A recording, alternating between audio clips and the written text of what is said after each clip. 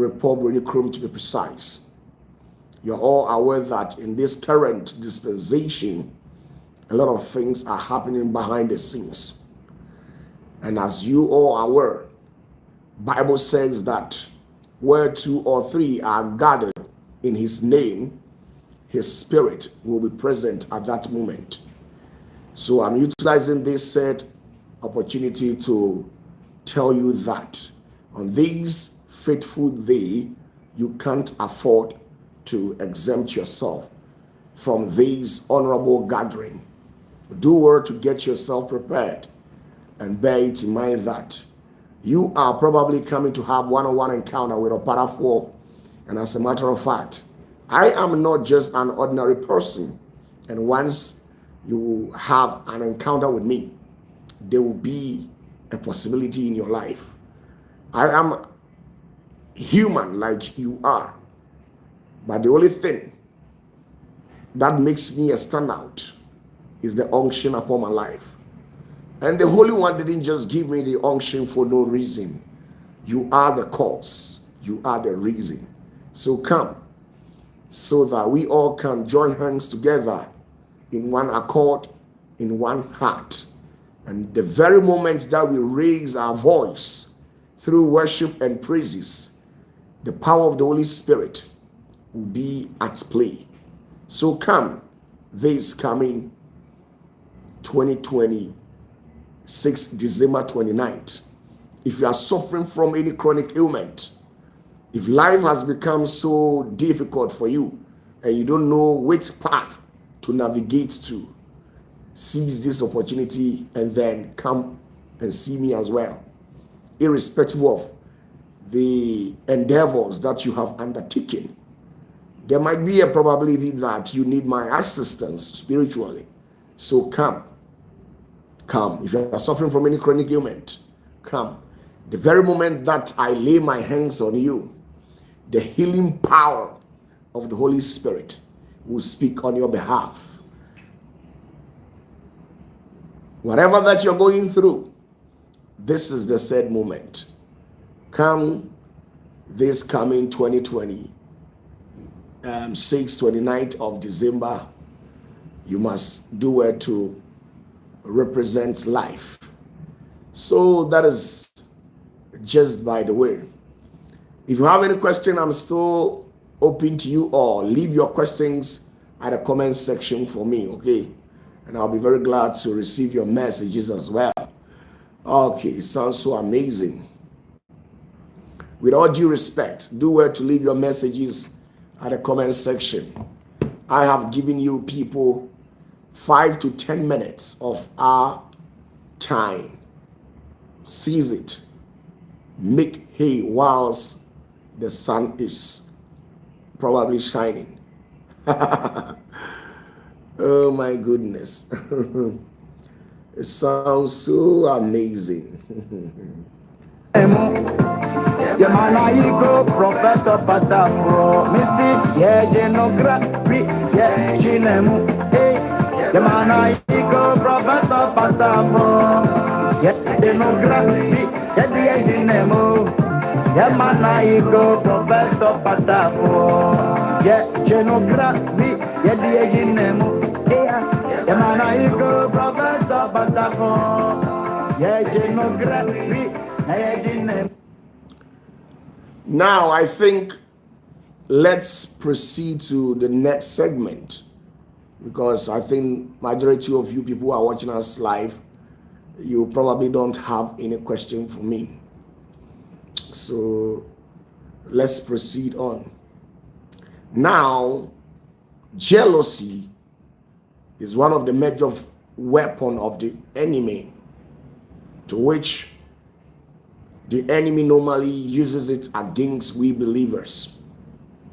Now, when you spring back to life and cast your eyes into the society, there has been a major division in terms of ethnical wise, tribal wise, religious wise, because of what we call jealousy. Jealousy has cut some people short in life. they were not able to get to their final destinations in life because of jealousy. Most of the times, jealousy goes hand in hand with greediness. Jealousy goes hand in hand with the spirit of envy. Once you become envious of somebody, automatically the spirit of jealousy will enter. And once it enters you, you must bear it in mind that you are not far from your downfall. You must understand that within the intricate nature of our existence, according to the will and jurisdiction of the Holy One, the way he took his time to architecturally design the world, he knows the best for everybody. Then we are all here to join hands together in helping ourselves and at the same time to better our life as well. But sometimes there are some people in a society with that perfidious character where they are tempted to overstep their boundaries, and by virtue of that, it pushes them down where the spirit of jealousy comes into play, where it possesses them. So because of that, all these subtle hatred, the backbiting, the chastisement, and all things that we normally rain on people, we sometimes hide behind scenes to instigate people. We incite people against their fellows. All these things happens because of what we call jealousy. Jealousy has become the norms of the day when you come to the African community. Why I school with this particular individual today, when you look at the lifestyle of this person, it's like the person is a step ahead of you. And because of that, instead of you to appreciate the lifestyle and where the person has mounted to, we tend to become jealous of their lifestyles. And because of that, we do everything within our capacity to bring those people down. You see, you must understand that the day that Cain took the life of Abel, at that particular moment, he literally became a loser. And the Holy One never accepted the sacrifice of Cain as well. So if you are to sit down and ascertain the end result of whatever that transpired between Cain and Abel, you could attest to the fact that irrespective of what Cain did, it never warranted him for him to be accepted by the Holy One. And this is what you must understand. And the world is so big to an extent where it can be compared to the sea. The sea is so big to an extent where everybody, in case we all human are to own a ship, each and every one of us will get a portion on the sea to sail our ships individually. So where from the hatred? Where from the greediness? Each and every one was architecturally and supernaturally designed with some special features and qualities as well. Whatever that you have, whatever that you were created with, I can never have it in life. Whatever that I was born with, whatever that I was ushered into the world to come and do, I can also never lose it and make you have it as well. We can learn from ourselves because each and every one in the society, we have gained our individual experiences. And because of that, most of the times we base our lives and arguments and everything, it is centered on experiences. And you must understand that whatever that is written, it has already been written. And there's nothing that you can do about it. Whatever that is coded, you can ask the Holy One to bless you with an additional blessing. But you can never ask the Holy One to give you somebody's destiny. It doesn't work like that. Sometimes the narrative and perceptions that you have about life, it is totally wrong. Some of you have this perception that maybe you are of age as compared to the person who is actually flourishing in life. When you are to stand on the same scale, you will outweigh the person intellectually in terms of age-wise. But why is it that the person is flourishing in all aspects of their endeavors or their undertakings? Sometimes this is what we are tempted. But you see, you must understand that we were never created on the same day. Neither were we articulated with the same features as well. You carry an extraordinary quality that makes you an exceptional entity in this world. Now, scientifically, and according to the World Statistical Forum, we have about 8-point-something billion people on Earth. And it will interest you to know that each and every soul has a significant thumbnail. You have a different thumbprint. You can go and check it out over there. Each and every one has a different thumbprint. If we are to take the thumbprint of each and every one, you could see that at the end of the day, each and every one has a different one, a different patterns, different from each and every one together. Why? Because in the infinite wisdom of the Holy One, he knew the importance of human thumbprint. He knew that in the latter days, human thumbprint will become relevant in the system. And because of that, he never created two thumbprints alike, so that at the end of the day, their thumbprints will tend to conflict. It has never happened anywhere. Even your own children, your own siblings and brothers, where you actually have the same origination, if we are to take each and every one of you, your thumbprint, you could see that the patterns of your thumbprint is different. That is why when you are to use your thumbprint to lock any of your electronic gadgets, there is nobody who can use their own thumbprint in case when you're not there to unlock it. Why? Because of the wisdom that the Holy One has. So we're from the jealousy. Now the jealousy that we see, it permeates the very essence of all our lives. In the political world, in the religious world, in the traditional world, jealousy is everywhere. He or she knows that the colleague is performing wonderfully well.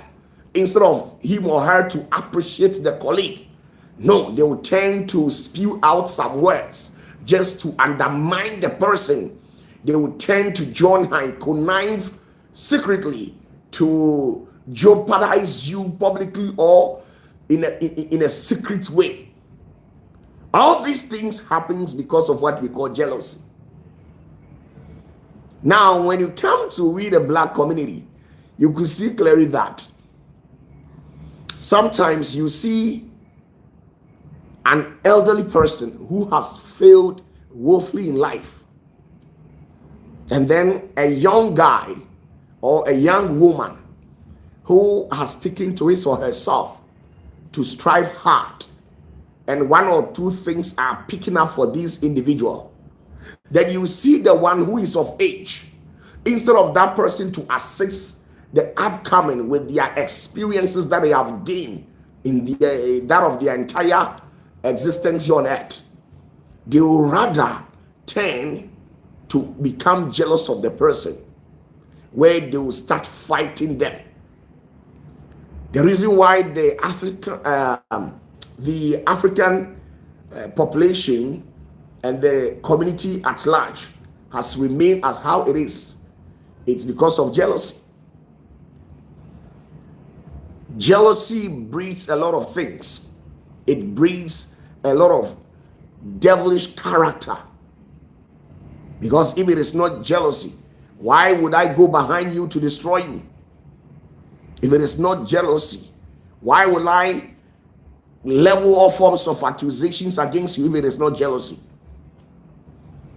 If it is not jealousy, why would I become envious of what you have, knowing fully well that whatever that you have really worked for it and you deserve it? That is why you have it.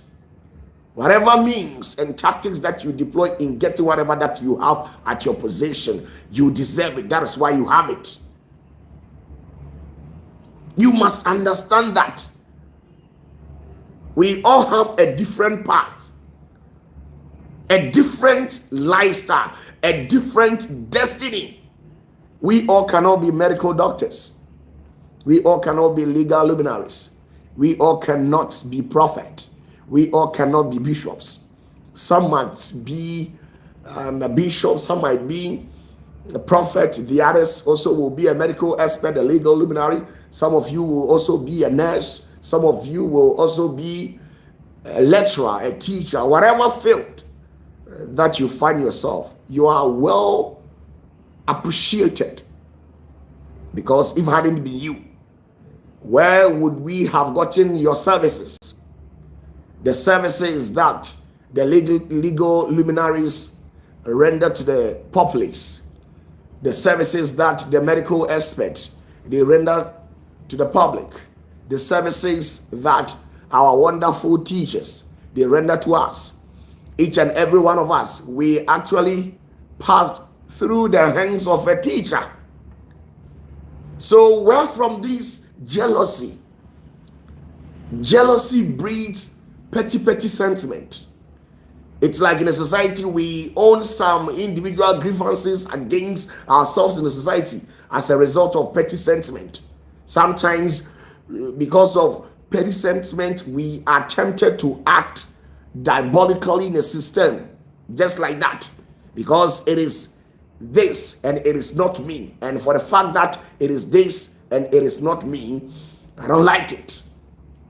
Even if what I have chosen, whatever that you are doing is not well sounded, we don't care, because it's not coming from you and it is coming from the other, so they don't like it.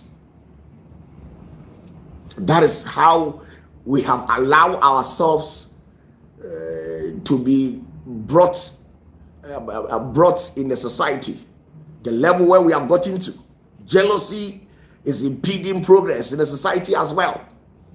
Sometimes the people that you get closer to, instead of you to learn from them, you go there and become jealous of their lives, where you are tempted to overreact. Then these people will definitely walk you out of their lives. And then what you are supposed to achieve, you then tend to lose. Jealousy has made so many people lost a vibrant promises, vibrant blessings, because of that act. But you must understand that life, it is not about who is of age. Life is never like that. I'm not all that of age, but per what I have seen, what I have experienced, what I have really gone through in life, I have really come to understand certain things. And all what I can say is that Life is never about somebody who is of age. Life is never about somebody who is well educated. Life is never about who was born into a rich family. Life is never about somebody who was born into a poor family. Life is not about somebody who has acquired some prowess, an extraordinary and exceptional prowess in the society. Life is never about all these things. But I've come to ascertain that life is all about people who have been found wealthy in the sight of the Holy One.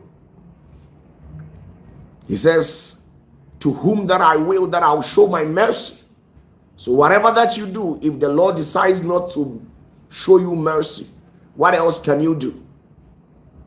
Whatever that you push, work hard. If the Holy One decides not to show you mercy, what exactly do you think your wisdom, the knowledge, the set of skills that you have acquired, what makes you think that that particular prowess, you can utilize it and make gains out of it? It doesn't work like that. I have grown to understand certain things.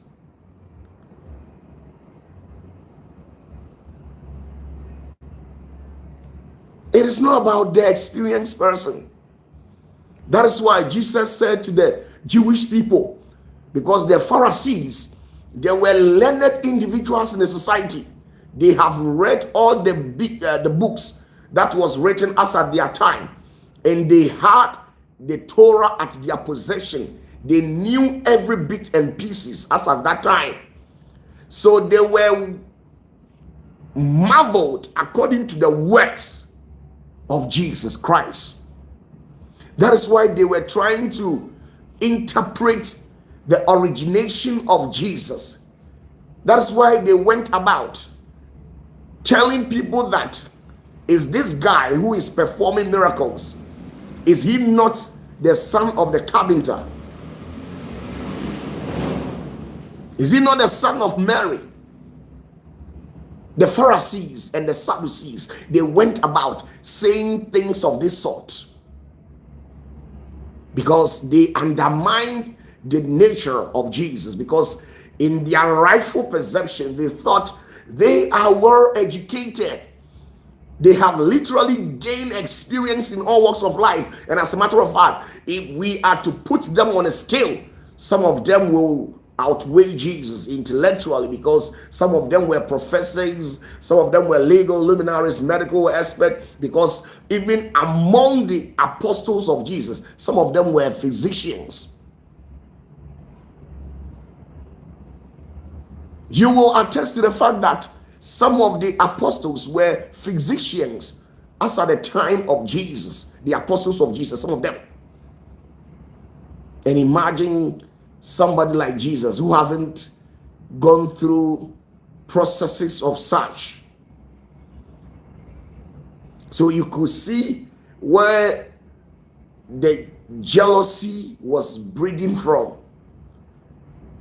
They were having some petty sentiment in their hearts, because some of them too, they were in age more than what Jesus was, because Jesus was just 30 years thereabout. And imagine the professors and lecturers as at that time, some of them, they were of age. Some of them were beyond 70 years. Some of them were 90 years and over. Now the woman who laid her hands on Jesus, Anna the prophetess, she was literally 84 years of age. So putting Jesus on a scale in regards to that of Anna, you could see that in terms of age-wise, Anna will far outweigh Jesus. And you know that this is a simple logic. 84 years as compared to somebody that was just born. But you see, because jealousy has not eaten the prophetess Anna, She was able to recognize, and then she gave respect to whom respect is due. He accorded Jesus with maximum reverence, even though she once held Jesus in her palm where she went about praying for her. But those Pontius Pilates and other governors, other senators, other MPs, ministers, as at that time, they thought, who is Jesus? Because after all, we are well educated. We've got money more than you have. Because we all agree that, and we know for a fact that though Jesus was having money, but not as like what these people were having. Some of them were owning a chain of business conglomerate. So we are not just talking about ordinary human people who have it, and they have really made it in terms of name wise, in terms of cash. They have it. They were having diamonds, they were having gold. So even if the Holy One will send somebody to come and liberate them, it shouldn't be a poor man's son. According to the perception of these Pharisees, they were not expecting a poor man's son to come to their aid. Because even if there is nothing at all, the poor man's son is being deprived of something. There are certain things in society that the poor man's son is automatically deprived of. Better health care, you can't afford it because your parents are poor. Better education, you can't afford it because your parents, they don't have it. A good lifestyle, you don't have it. The environment of even the poor man, it stinks. The air over there is polluted, because when you go to the society, you can see that these refuse dump areas, people still reside in that particular zone, where every now and then when they are burning this particular refuse at night, the smoke pierces through their windows and it enters their room, but they don't care. They have been sitting there, sleeping there, eating day in and day out. I have seen somebody who sits at the gates of a public toilet, and in fact, the scent emanating from this public sector was so much unbearable. But you see, it never bothered this man. He was seated and eating at the same time. So when I tell you that even the environment of where the poor lives is contaminated, agree with me. I'm not trying to disrespect the poor people in the society. So according to the wisdom and understanding of these Jewish people, the Pharisees, if the Holy One was to send somebody to come to the aid of these people, as to come and redeem them, to give them salvation through the act of redemption, it shouldn't be the son of a poor man. So the majority of these people were having issues with Jesus. Instead of them to read through the light and being able to interpret the traffic light as at that moment, they were not able to do so. So when it was red, some of them were pulling through. When it was green, instead of some of them to go, they were still standing. You see, when it was yellow, instead of them to get prepared, they were going.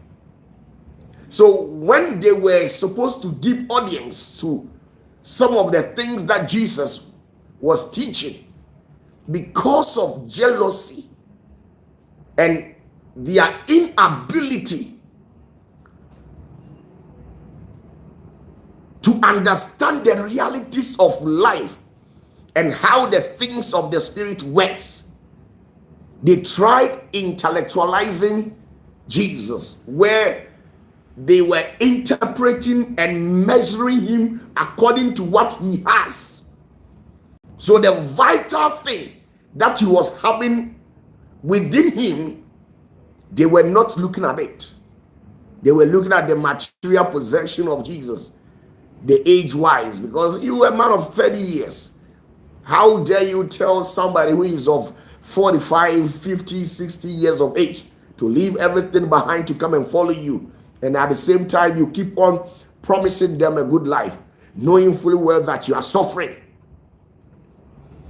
So whatever that Jesus went about saying and telling the people as a then, their brains couldn't fathom it. And because of that, some of them, it resulted in fight. They burst into litigation with Jesus. They decided to lambast him, to sabotage him to people in position, people who held sensitive government offices. They decided to level all forms of accusations against Jesus to these people so that they can click on the red light for Jesus to be apprehended and, if possible, to be sentenced into imprisonment so that they can cut him short in the system. When you read the Bible, it was pastors who were agitating that they should get Jesus arrested. Because what even pains them was that Jesus went about saying that he is the king of the Judean people. He says, "Are you the king of the Judeans?" He says, "Yes." Jesus went about confessing to the people, proclaiming to the people, and declaring himself a king. And they know very well that Jesus has never been coronated anywhere. None of the kings in the neighboring towns went for the coronation of Jesus. So where were you made a king? That we didn't know. They were asking Jesus, "Under whose feet did you study? Whose feet did you study? Because we don't know you from anywhere. We know John the Baptist. We know John the Baptist to be a prophet. So who are you? We don't know you from anywhere. We only know you when you went to John the Baptist, for John the Baptist to get you baptized. Apart from that, we don't know you from anywhere. So who are you?" So according to the infinite wisdom of Jesus, he knew that these were the sort of question that the people as at that time were reminiscing about. So at a point, he will pause everything that he's doing and look into the eyes of his apostles and ask them that, "How do you see me? And what do people say I am?" And sometimes Peter will go on by saying that, "We know that you are the Son of the Holy One." And then at a point too, he goes about saying that the people in the neighboring towns are saying that you are a prophet. That is why at a particular point, the Pharisees and the Jewish people, they went to the Crusade ground where Jesus was preaching to interrogate him in a live procession. When Jesus was administering, they stood right in front of Jesus and asked him that, "To whose name do you perform all these miracles?"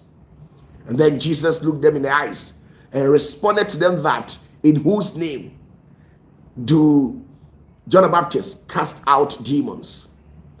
And then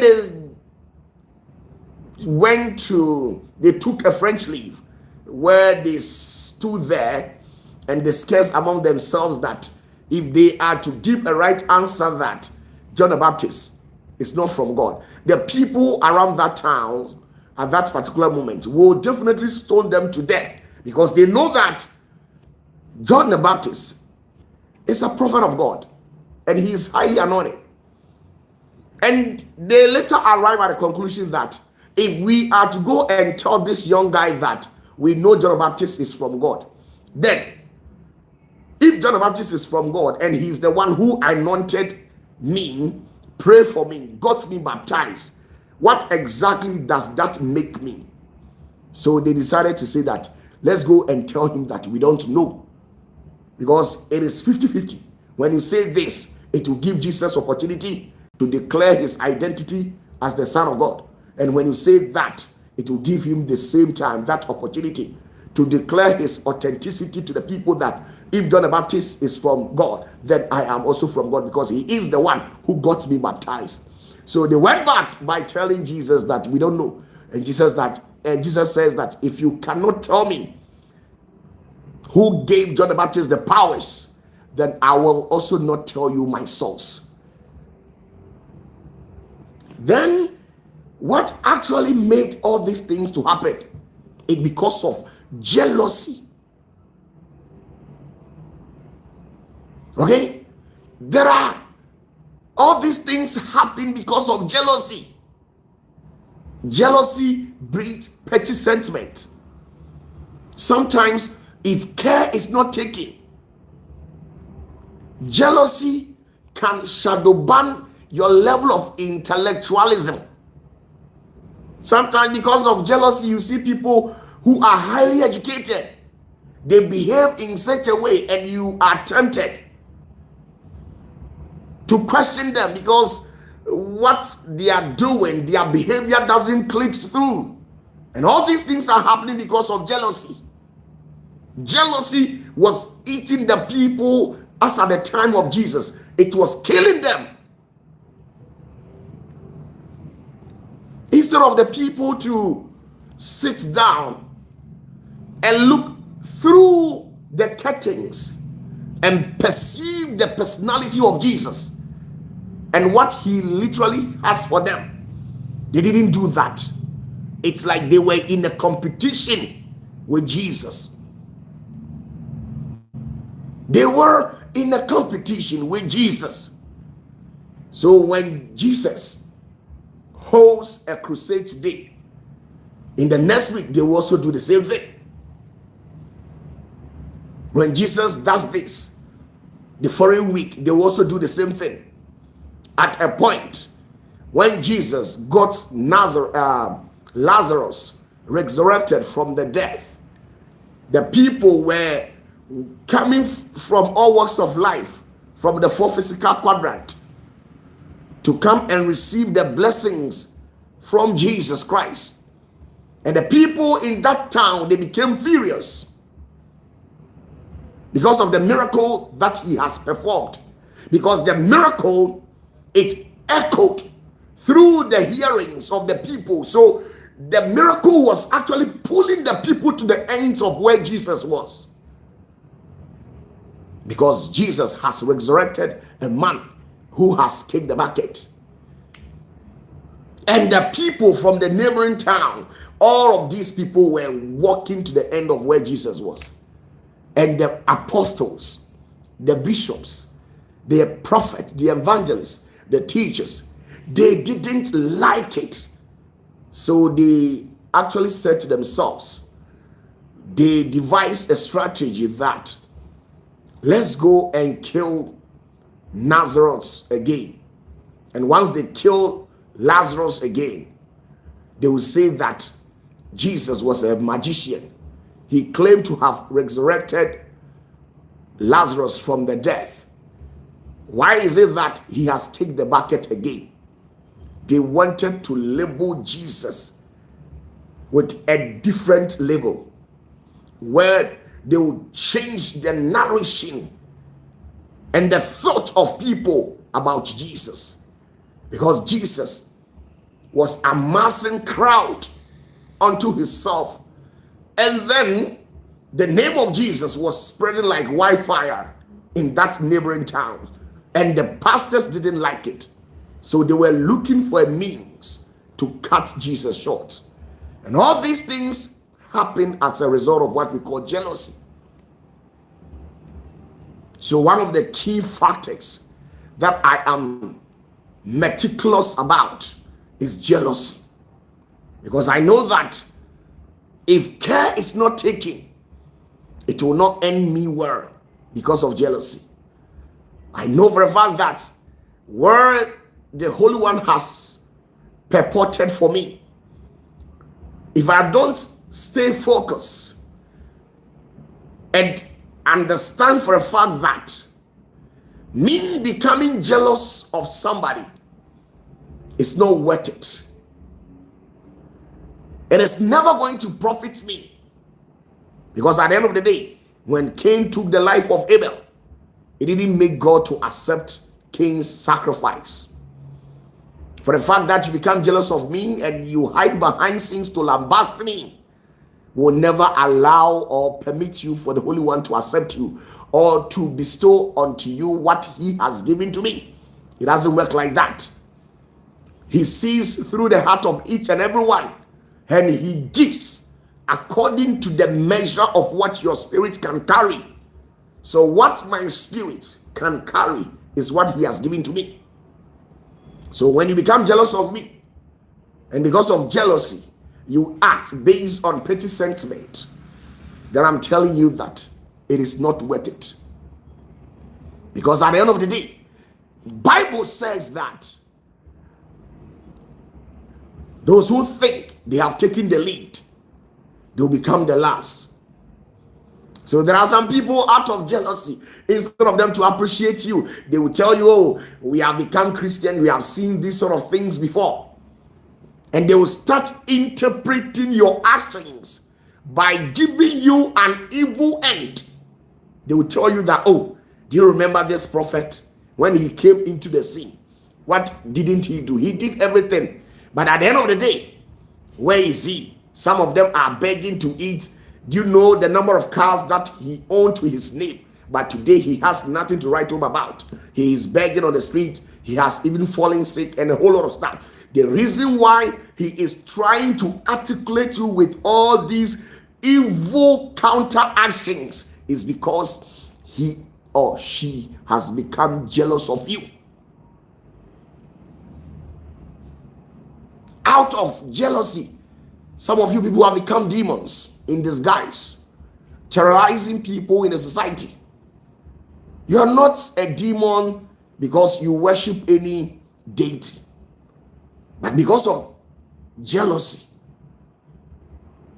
You have made jealousy an idol that you are worshiping in your heart. Every day you have something to say about somebody. You have never seen the good things in people because there is jealousy at play.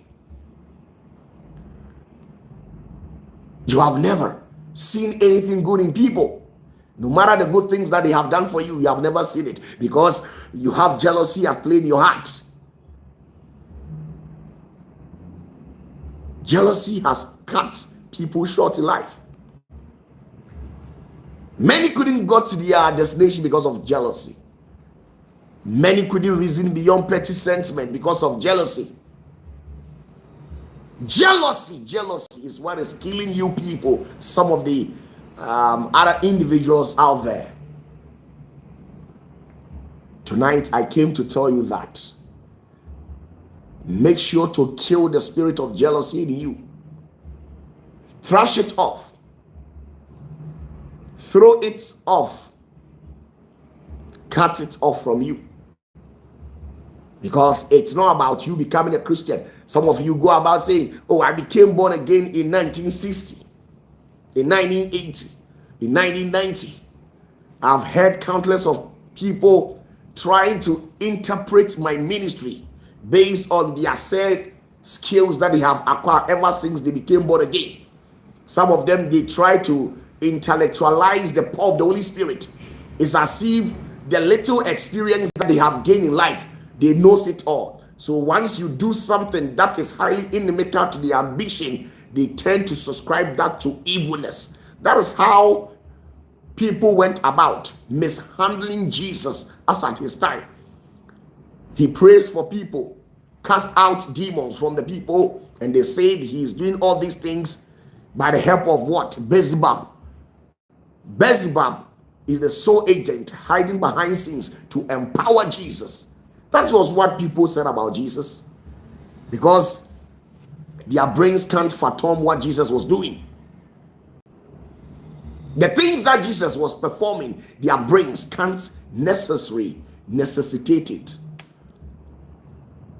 So they tend to articulate to the work of the devil by saying a whole lot of things, inscribing Jesus with evil words, evil pronouncement, evil decrees. You must understand that we were all created in a different way. We all have the measure of the power of the Holy Spirit. Understand that. So it's not about you having the perception of,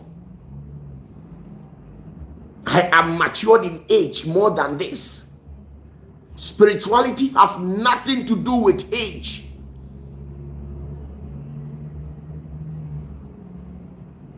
Spirituality has nothing to do with age. In fact, in the labyrinthine corridors of human existence, age plays a minor factor in life. Read my lips. Age plays a minor factor in life. Moses spent 120 years on earth. Noah spent over 700 years on earth.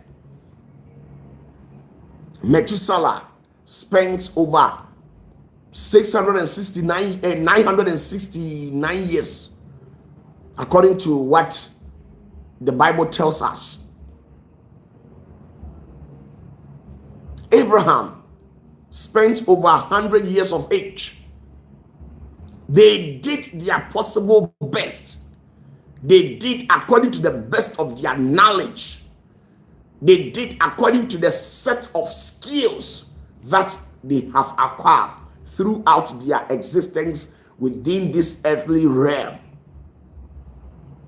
But all the things that these predecessors came to do, they can never compare it to what Jesus did within the space of 3 years. That is why there is a saying that the old age of Methuselah has nothing to do with the sagacity of King Solomon. Old age has nothing to do with wisdom. The fact that you are of age, 80 years, doesn't mean you are wise.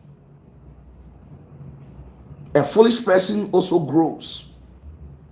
A foolish person also grows. For the fact that you were born into Christian family doesn't make you to become Mr. Knowing All, Mrs. Knowing All. You are the one who sits right before screens to interpret people's actions, knowing fully well that you are human, and at a point you have falling short in certain areas of your life, and you are aware of that. You know that. The fact that you are 90 years, I'm not trying to insult people who are of age that are watching me. No, I'm trying to tell you that in the realms of the spirit, according to the will and jurisdiction of the Holy One, it is far different. The way the Holy One interprets things, it is different from how we humans here, we perceive things.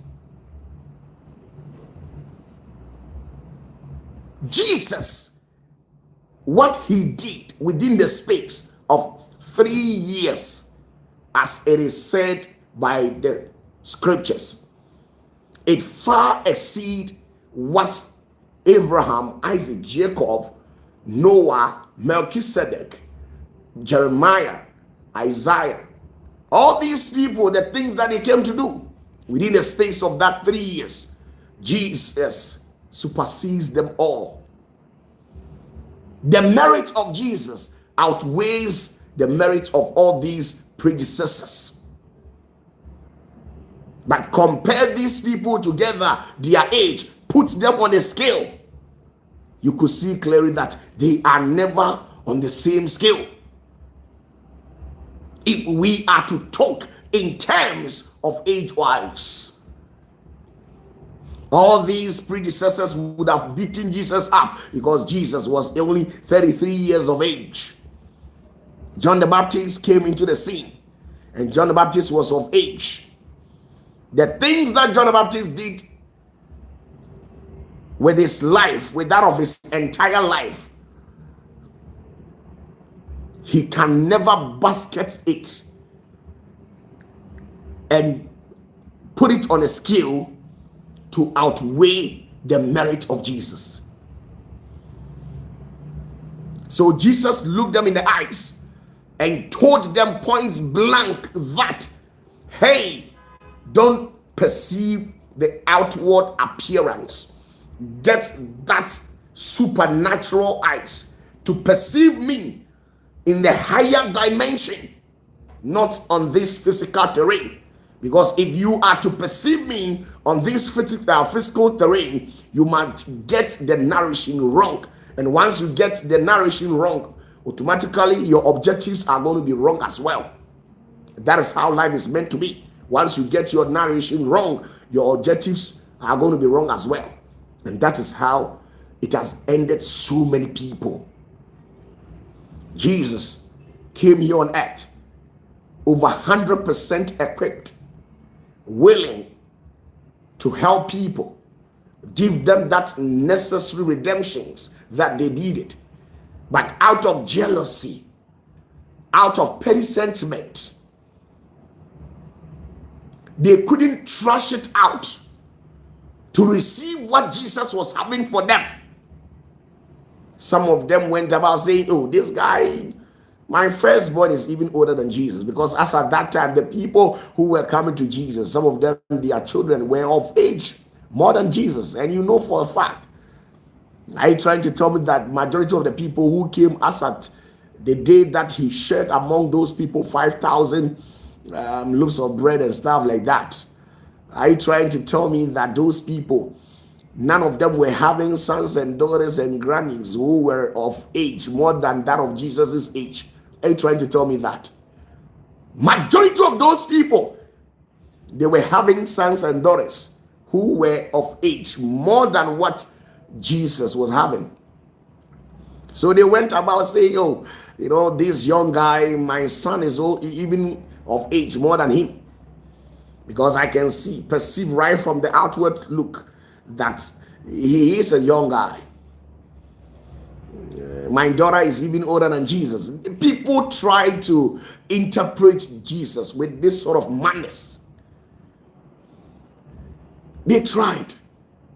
So Jesus looked them in the eyes, and because he was over 100% filled with the power of the Holy Spirit, he was able to perceive them. He read from the patterns of their mindsets and said to them that, let me tell you, you think you have taken the lead in life, but I'm here to tell you that it is not about age. And don't be surprised that in the latter days, those who think they have taken the lead will become the last, and the last will become the lead. All should tell you that age has nothing to do in the kingdom of the Holy One. But what the Holy One has to do is people who are available. Availability is a major concept. Availability. Because you see, when I am in a need and I need the help of people, the people who are next to me are the ones that I will tell. If I want to send somebody, the people who are very close to me, they are the very ones that I'll send. I don't think that when I'm thirsty and I need some little drop of water to quench my thirst, I'll go and pick up a phone and call somebody who lives in America to fetch water for me right from America to come and quench my thirst. By the time that he or she arrives, I might kick the bucket. So the availability is what matters. Availability is what matters. You can be in the kingdom for so many years, and all your years that you have spent in the kingdom, you are not available. You weren't available when you were in the kingdom. When you woke up in the morning, this is Sunday, majority of you people went to church. And when you went to church, you sat right before the preacher. You received a lot of messages. He or she stood on a pulpit and pumped a lot of information to your end. Now the question in here is that, did you go there as a present, or you went there as the next available option? That's the major question that you must ask yourself. That is why the Holy One says, I am looking for somebody to send, and who is ready. Now, when we read the Bible in the Old Testament, at a point, the Holy One held a meeting where he told the angels that he is looking for somebody to go to the earth and turn to become the spirit of lies to deceive the prophet on earth. And nobody volunteered. It is only Semai, the one that you people called as Satan, who went to stand in the presence of the Holy One and said to the Holy One that sent me. It is not that that particular action was remained an exceptional order for Satan to go and perform. But when you read the scriptures carefully and interpret it well, you could see clearly that there was no availability as at that time. Nobody had wanted to come and turn itself to be the spirit of lies. It was Semai who volunteered, because he was the next available option as at that moment. When you read the book of the Revelation, Bible says that I am looking for somebody to go to the world, to redeem my people, to bestow upon my people, to help them navigate to the right path. Because majority of the people as at that time, they have turned their back on the Holy One, where majority of them have navigated to the path of idolatry. They were pouring libation to the Queen of Heaven, and they have subscribed to diverse forms of worship. Their hearts were very far from the Holy One, and then he needed somebody. Bible says that at that moment, all the aeons, the archons, the archangels, the angels, the ophanims, the aralings, the seraphims, the cherubims, the iron and quadrishins, the living creatures, and all these entities that surrounds the throne of the Holy One, they were silent. No one volunteered. So as at that particular moment, John Revelator said he became grieved in the realms of the spirit.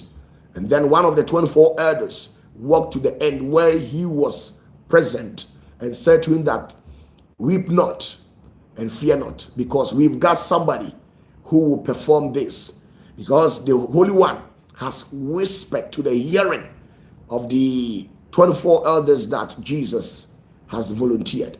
And the Bible says that at that moment, when John Revelator looked through the countenance and those luminous beings who were present, as at that time, there was a small lamp who volunteered to come and then grab the book that was in the hands of the Holy One and open it.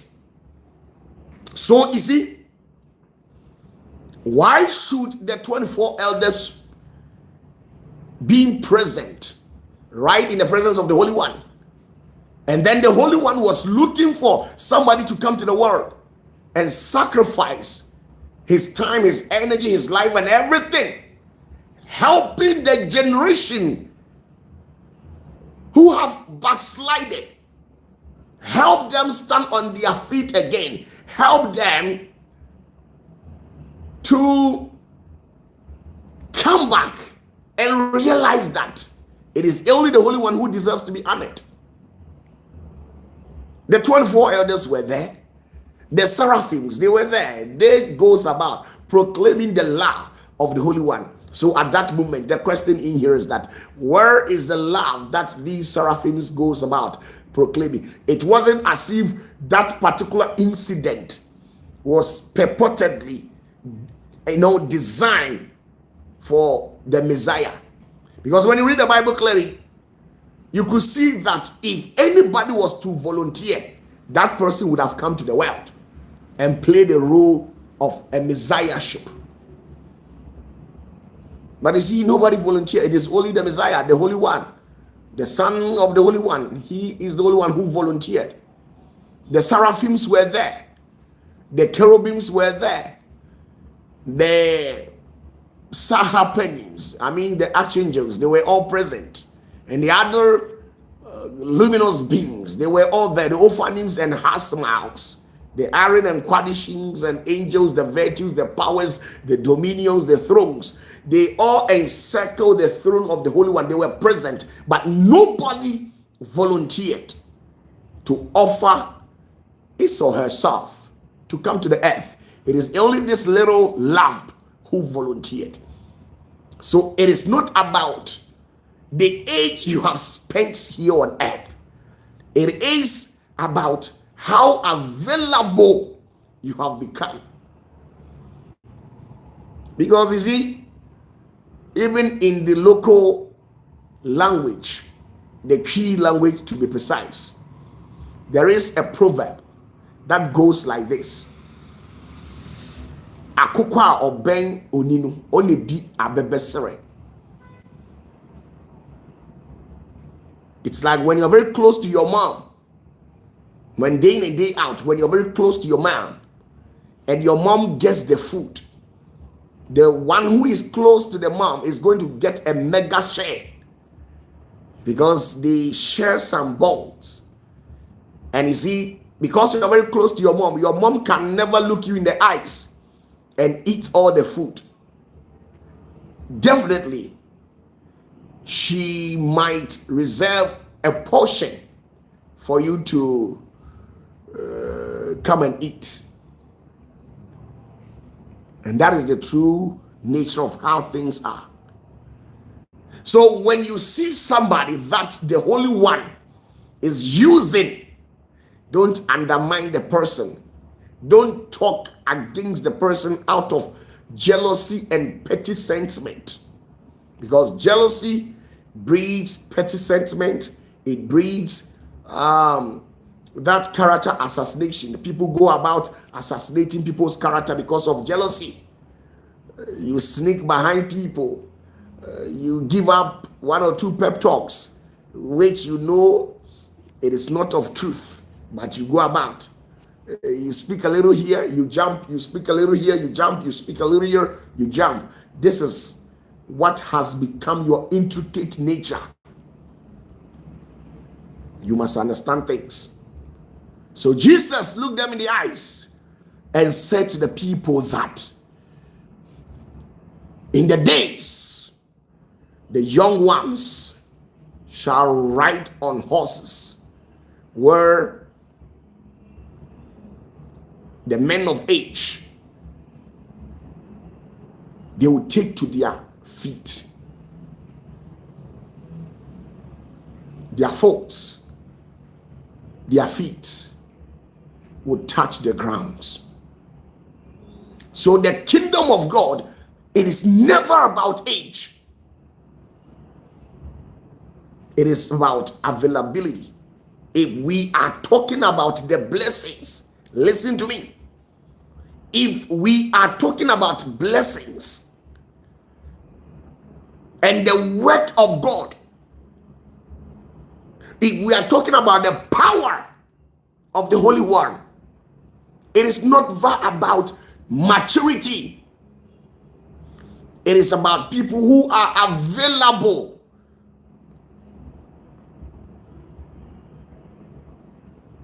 the elderly brothers of David, they were present in the house of Jesse.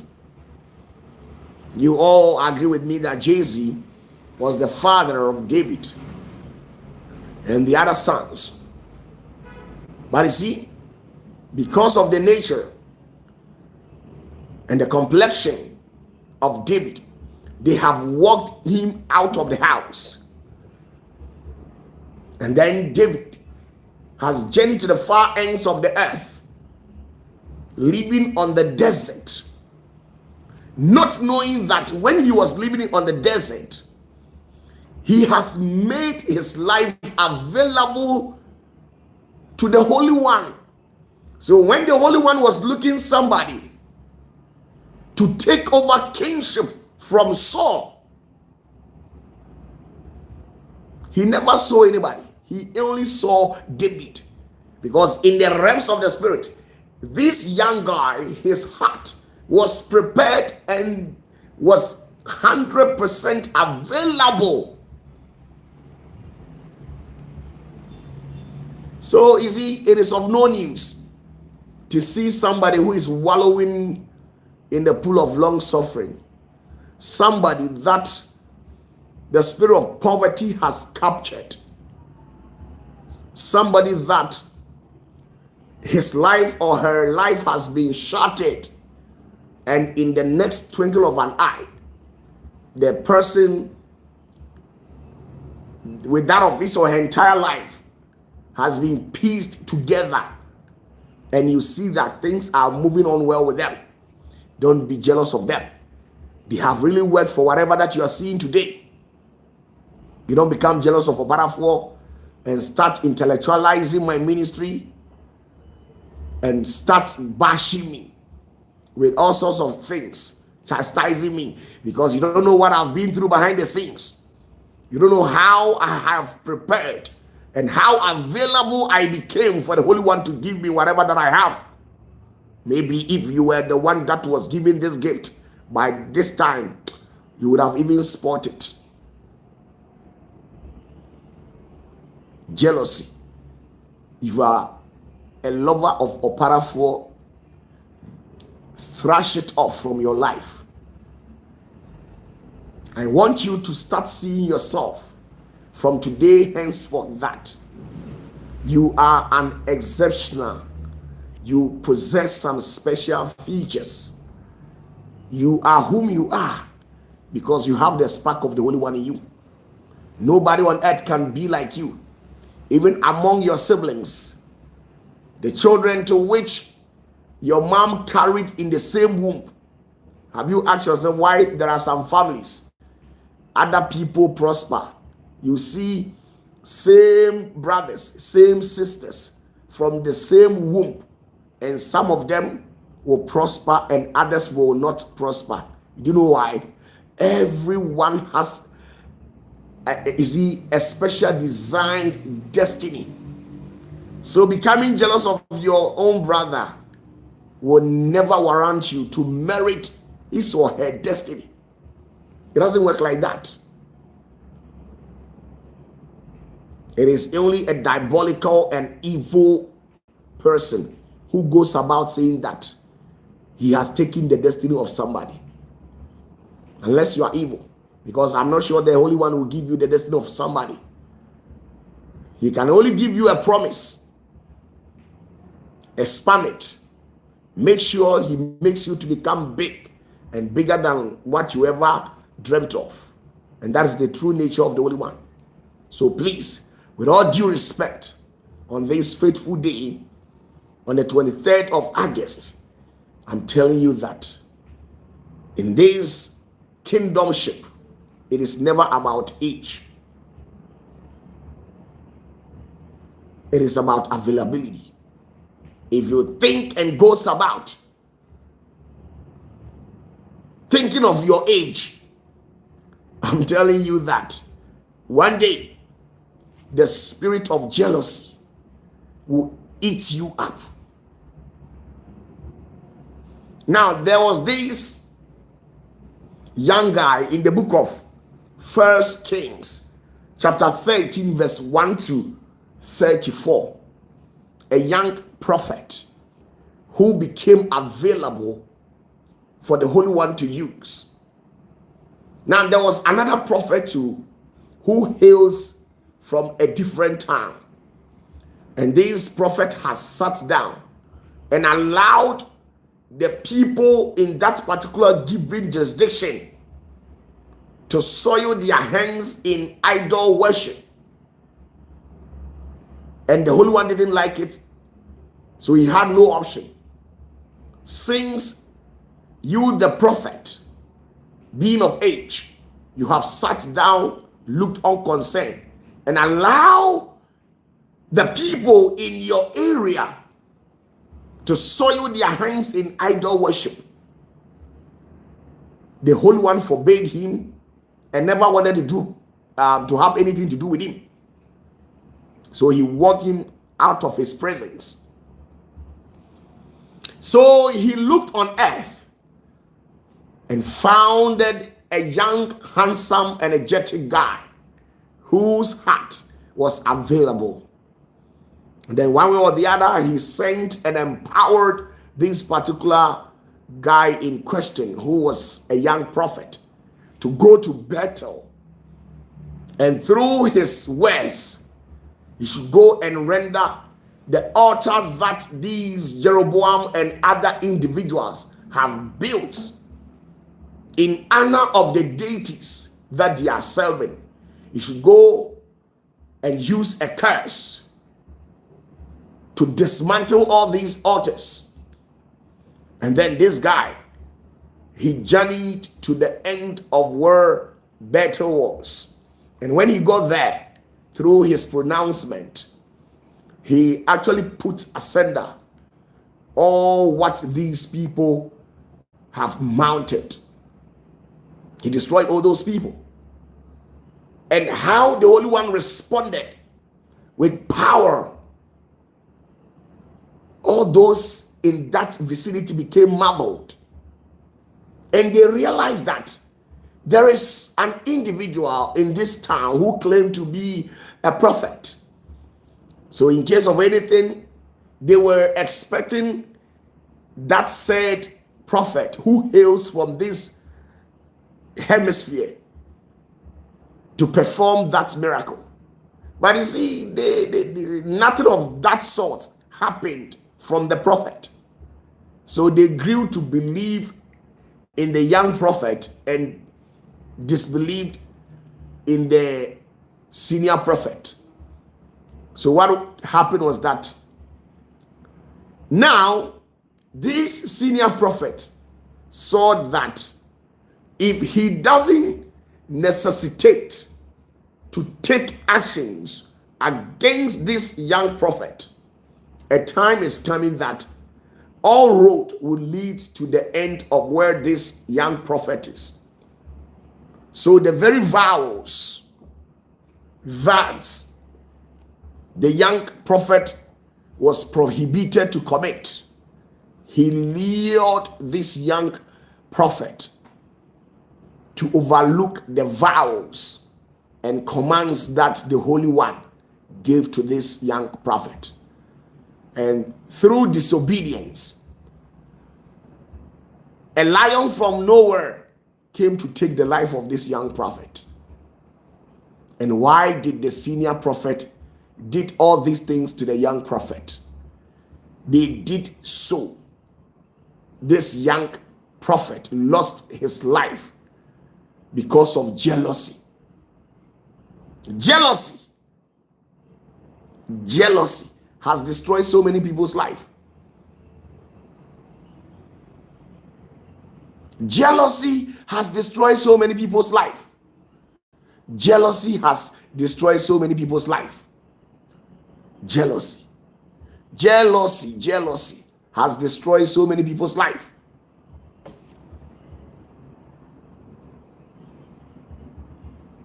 Jealousy.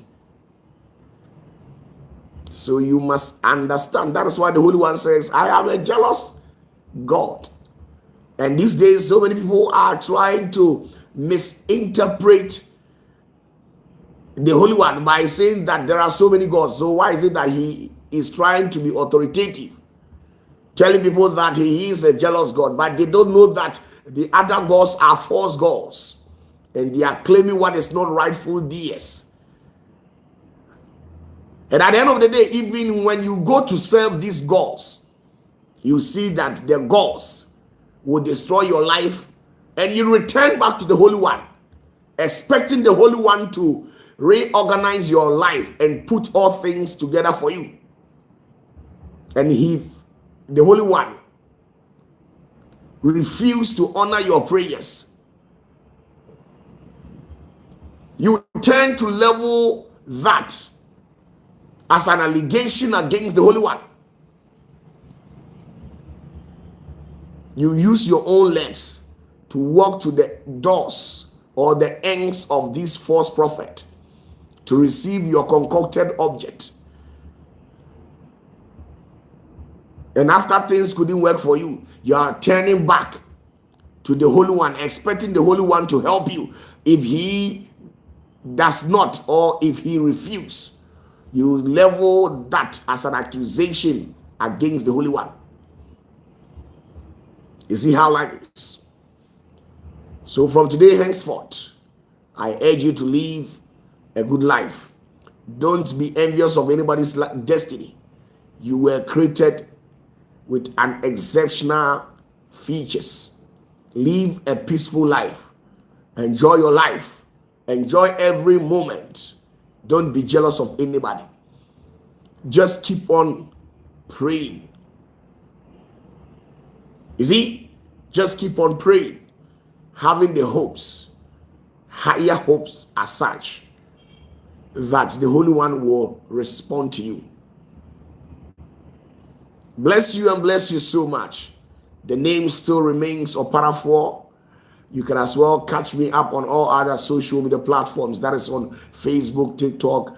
The name still remains the same. In case today happens to be the very first time that you're watching, you can as well click on the subscription button and click on the notification bell as well. When you click on the notification bell, whenever that we engage on this particular platform, you're going to get a feed.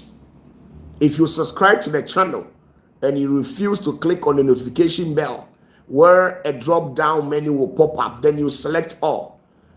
Even though you have subscribed to this channel, but yet still, when we upload a video, you're not going to get a notification. Okay?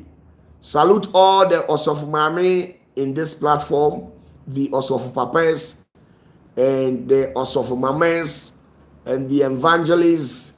I respect you all so much. Bless you and bless you well. Good night.